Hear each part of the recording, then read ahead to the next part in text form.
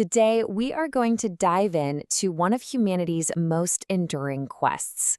It's a challenge that's been captured in just two simple words, but it has echoed through millennia, really challenging us to figure out who we truly are. Gnōthi Seauton, know thyself. For over 2,000 years, these ancient Greek words have been a guiding light for seekers everywhere. But, they didn't start out as some philosopher's abstract thought. They first appeared as an inscription in a very, very sacred place. Just try to imagine it. You've traveled for weeks, maybe months, to get to the Temple of Apollo at Delphi, hoping for some divine guidance. But before you can ask the gods a single thing, you're met with this command. It wasn't a welcome. It was a challenge, basically saying, look inward before you even think about looking outward. To really understand the weight of this challenge, we have to go right to the source, the dramatic, awe-inspiring slopes of Mount Parnassus, which was home to the most famous and respected oracle in the entire ancient world. The Greeks had a special name for this place, the Omphalos, that literally means the navel of the world. They believed this was the absolute center of the earth, the point where heaven and earth literally met. And right there, at the spiritual epicenter, the very first thing they wanted you to see was the command to understand yourself. And that right there is the ultimate paradox, isn't it? You travel all this way to get answers from a god, but the entrance to the temple tells you that the deepest truths you're looking for are already inside you. What a revolutionary idea, that true wisdom doesn't start with the gods, it starts with you. Okay, so now let's talk about the man who took this motto off the temple wall and brought it down into the streets of Athens. I'm talking about Socrates, the barefoot philosopher who turned know thyself from a static carving into a dynamic, living, breathing practice. Socrates had this incredible method he called maieutic, which is basically spiritual midwifery. He believed he wasn't a teacher.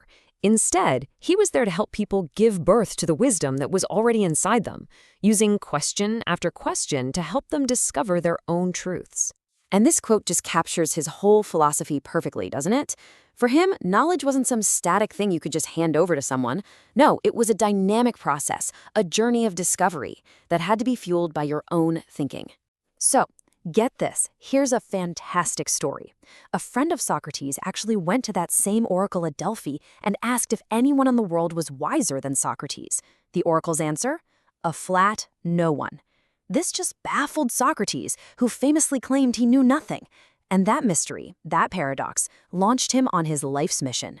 So he went around questioning all the so-called wise men of Athens, the politicians, the poets, you name it. And he found that they all pretended to know things they really didn't. Socrates finally realized he was wiser for one simple reason. He was fully aware of his own ignorance.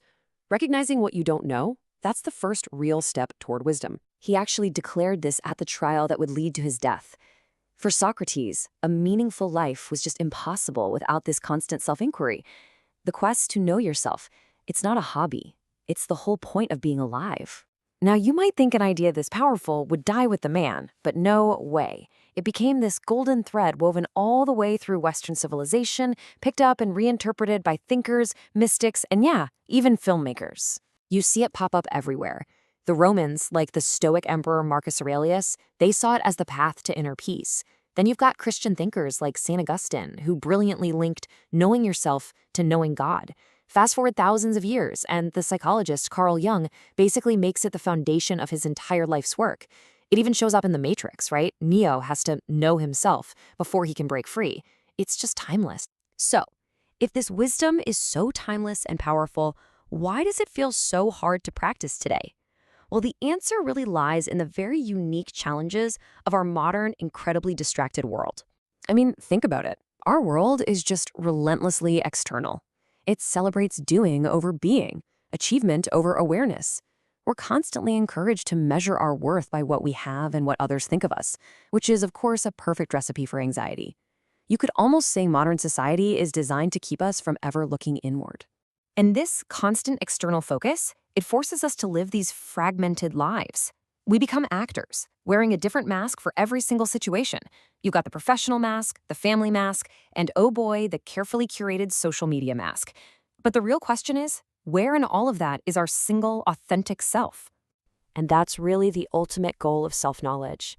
to move beyond all those fragments, all those masks, and become an integrated whole person. This journey is all about integration. It's about peeling away those layers of pretense we've built up to finally reveal our authentic self and reunite the core parts of our being, our body, our mind, our soul, and our spirit. The Sufi poet Rumi put it so perfectly. He said the greatest battles aren't fought out there on some external field. The most courageous journey we can ever take is the inner work of overcoming ourselves. That's the path of the true hero. So how can we actually apply all of this? This ancient wisdom, it isn't just a fun historical fact. It's a very practical path to a more fulfilling life, and it's a journey that we are truly passionate about supporting here at the Spiritual Seek. But let's be real. How do you even start? In a world that is constantly screaming for your attention, with pings and notifications and endless scrolling, how do you find the quiet space to begin this essential conversation with yourself? Well, one way to start is with what you could call a modern maieutic, a Socratic dialogue for the digital age. And really, that's our goal, to provide tools and resources that ask you thoughtful questions, helping you give birth to your own inner wisdom, just like Socrates did all those years ago. And it is so important to remember tools like our assessments. They are not labels. They are not final verdicts that put you in a box. Think of them simply as mirrors, as starting points for your own journey. They're here to help you glimpse new parts of yourself and become the seeds for real, authentic growth. So in the end, it all comes back to this. That challenge was engraved in stone 2,500 years ago, and it's still there, waiting for your answer. This isn't a chore, it's a timeless and noble quest. So the question is, are you ready to begin?